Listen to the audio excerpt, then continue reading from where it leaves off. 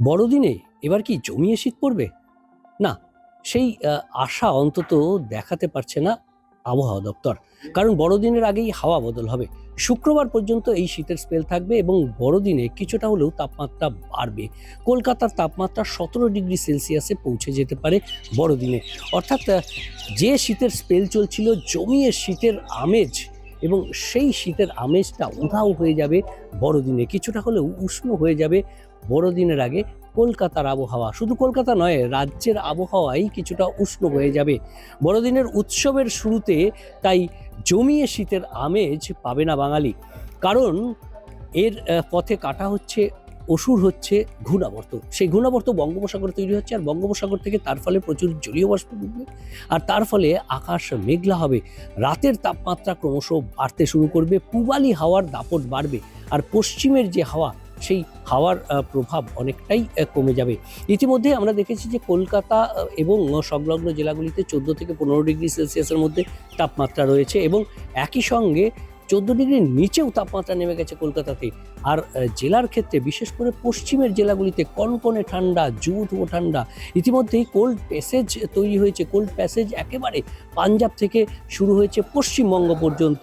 পাঞ্জাবে রীতিমতো শৈত্যপ্রবাহ চলছে, কারণ পশ্চিমী ঝঞ্ঝা চলে যাওয়ার পর আরও একটি পশ্চিমী ঝঞ্ঝা শুক্রবার আসছে। তার আগে একদিকে যেমন পার্বত্য এলাকা উত্তর পশ্চিমে, সেখানে তুষারপাত হচ্ছে জমিয়ে, আর অন্যদিকে সমতলের যে রাজ্যগুলি অর্থাৎ পাঞ্জাব, হরিয়ানা, চণ্ডীগড়, দিল্লি, সেখানে রীতিমতো কাঁপুনি ধরাচ্ছে। কোথাও কোথাও 4-5 ডিগ্রিতে তাপমাত্রা নামছে, কোথাও বা 7-8 ডিগ্রিতে তাপমাত্রা রয়েছে। একইভাবে এই কোল্ড প্যাসেজের মধ্যেই রয়েছে পাঞ্জাব, চণ্ডীগড়, হরিয়ানা, দিল্লি, উত্তরপ্রদেশ, উত্তর রাজস্থানের কিছু অংশ, মধ্যপ্রদেশ এবং উত্তর ছত্তিশগড়ের কিছু অংশ, এবং পশ্চিম বিহারের কিছু অংশ, এবং ঝাড়খণ্ডের কিছু এলাকা, এবং আমাদের রাজ্যেরও পশ্চিমের জেলাগুলি। আর তাই পশ্চিমের জেলাগুলির মধ্যে পুরুলিয়া, বাঁকুড়া তো বটেই, তাছাড়াও ঝাড়গ্রাম, পশ্চিম মেদিনীপুর, বীরভূম এবং পশ্চিম বর্ধমানেও রীতিমতো কাঁপন ধরানো ঠান্ডা। আর সেই তাপমাত্রা যেখানে 10 ডিগ্রির নিচে নেমে গেছে, কোথাও কোথাও 9 ডিগ্রির নিচে, সেই তাপমাত্রা আবারও বেড়ে যাবে। অর্থাৎ শুক্রবার হাওয়া বদল হচ্ছে।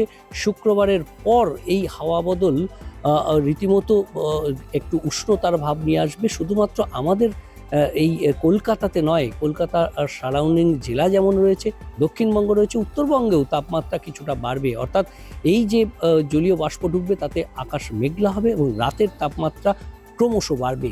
তবে এই আবহাওয়ার যে পরিস্থিতি, আবহাওয়ার যে পর্যবেক্ষণ, সেই আবহাওয়ার পর্যবেক্ষণ আরও খুঁটিনাটি তথ্য জানতে, আরও স্পষ্ট করতে আবহাওয়া দপ্তর এ রাজ্যে আরও 2টি র্যাডার বসাচ্ছে। একটি র্যাডার রয়েছে ইতিমধ্যেই নিউ সেক্রেটারিয়েটের উপরে, আর আরও একটি র্যাডার বসাচ্ছে খুব কাছেই ডায়মন্ড হারবারে।